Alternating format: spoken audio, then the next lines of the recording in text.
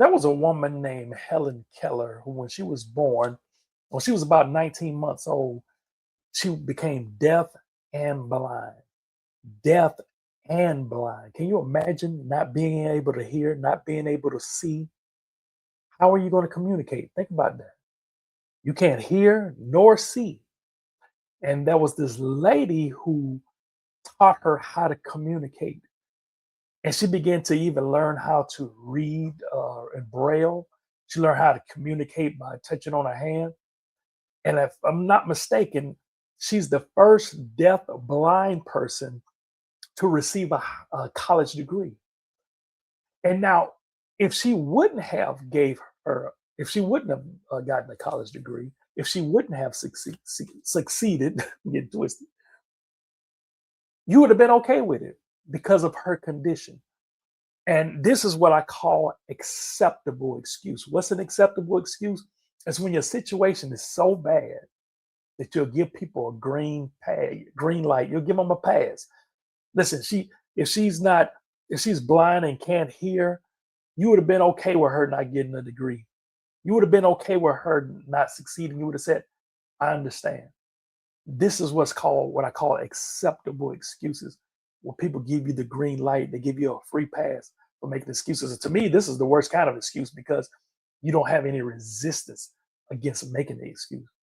But she didn't accept acceptable excuses. And she went on to become successful. And she has this one quote that's very popular. Look what she wrote. I'm going to put it on the screen. You take a screenshot. She said, the only thing worse than being blind is having sight, but no vision. Walk with me. Listen, who am I? I'm Billy Miller, the motivational minister. Listen, I love books. And I've dedicated this whole channel, this wisdom book learning channel. I dedicated this whole channel to sharing with you the many books that have impacted my life. And in this particular video, I want to share with you some nuggets from this book here, which is my favorite book, called The Principles and Power of Vision by Dr. Myles Munroe. So if you want to learn more about vision, learn more about this book, just look in the description of this video. You can find out more about that. But let me put this back on the screen. She says, the only thing worse than being blind is having sight, but no vision. Think about that. You can have sight, but no vision. As a matter of fact, Dr. Myles Munroe put it this way. He says, sight is a function of the eyes, but vision is a function of the heart. Listen, don't be a person who can physically see, but you can't see past your situation. Don't be a person who can physically see, but you can't see past your current circumstance. You're going to have vision. What is vision? Let me put that on the screen. Listen, it's not going to take me that long. So look, take a screenshot of that. This is Myles Munroe's definition of vision. He says, vision is seeing the future before it comes into being. The ability to see farther than your physical eyes can look. Listen, it's important that you learn vision. And when I got this revelation from reading this book, the reason I believe this book is my favorite book because it was so groundbreaking. It was such an eye opener for me that it prepared me for other books that are arguably probably better. But what made this better for me is because of the transformation that took place after I read this book. And what I've learned about vision, once you get a vision is simple. It's like a bullseye. You know, vision is simple. It's like a target. You know exactly what to aim for, and it'll help you from being distracted by not only bad things, but good things that aren't great for your vision. Did you get that? Chew on that for a minute.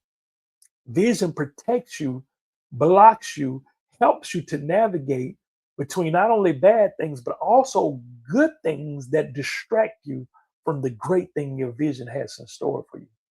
So vision is simple. You know exactly what you're aiming for. And anything that's opposite of that, you know not to get involved with. And listen, let me tell you this, and this is a nugget I want you to chew on. I'm going to say it. I want you to catch it. I'm going to throw it out there. I want you to catch it.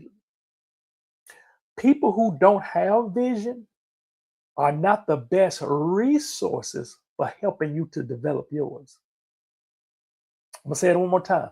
People who do not have vision, they lack vision. They can't see past their limitation. They can't see past their failed marriage. They can't see past their lack of finances. They can't see past their debt. Listen, people who don't have vision are not the best resource to helping you to develop your vision.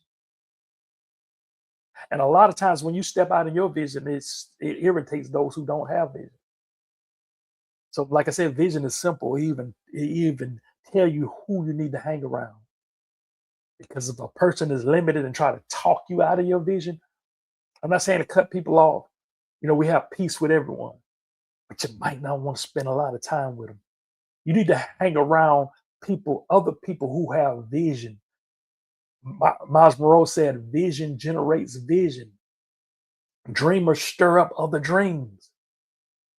Listen, you find someone who has vision and dreams that are just as big as yours. And when you connect with them, when you latch on to them, they'll take you places.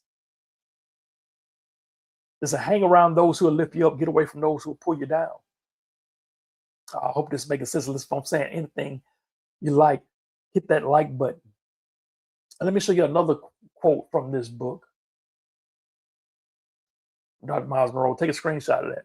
He says, as long as a person can hold on to his vision, then there is always a chance for him to move out of his present circumstance and toward the fulfillment of his purpose.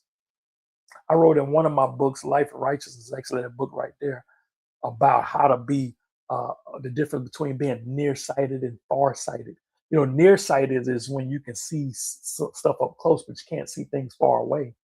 And likewise in the spirit, a lot of us are nearsighted. What's in front of us is more real than what's far out, the vision that hasn't happened in the future. We only seeing the bills right now. We only seeing the relationship problems right now. We only seeing the debt right now. We only seeing the illness and the sickness right now.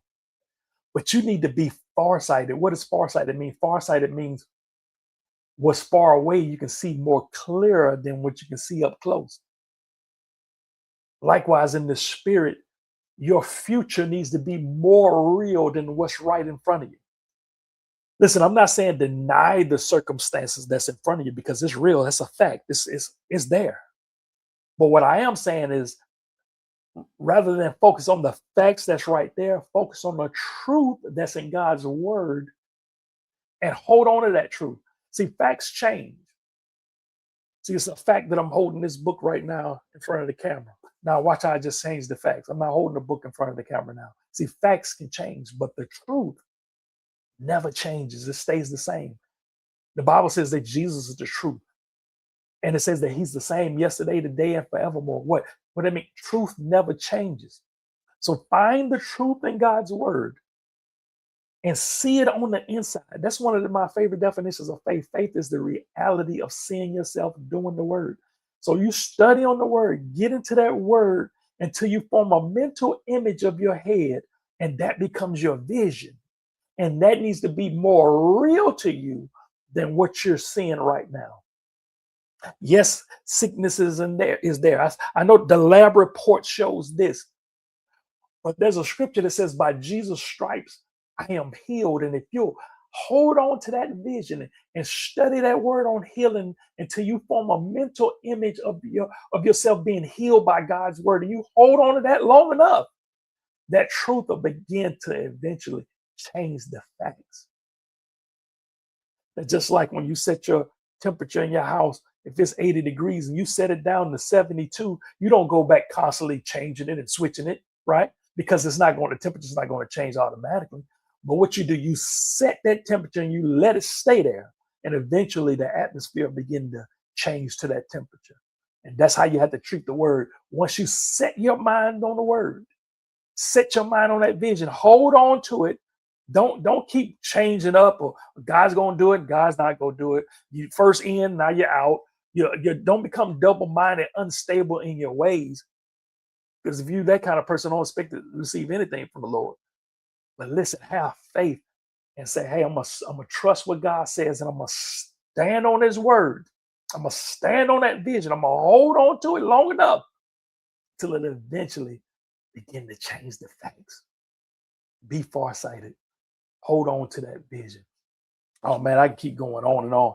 But listen, if you want to know more information about uh, get this book right here and learning vision, I encourage you to get this book. This is the best book you're going to read on vision. If you like what I said today, you're going to love this book. Listen, I'll put everything, all the different formats in the link of this. I'm sorry, the description of this video. Whether you want the ebook, whatever format is available, I'm gonna put it down there. The paperback copy. Uh, just look in the description of this video, and you can get a hold of that. They even have a workbook. I actually have it right here behind me. I have the workbook as well. Listen, you need to learn vision. This is, like I said, my favorite book, so I know it's going to empower you. And listen, I actually did a whole, if you want to know more about this book, if you're still on the fence about it, you want to know more about this book, I actually did a whole book review on it. And I'll put that video right here. So you just click right there and I'll see you in that video. Listen, I love you. Stay up, stay blessed, and always remember that the word is your life.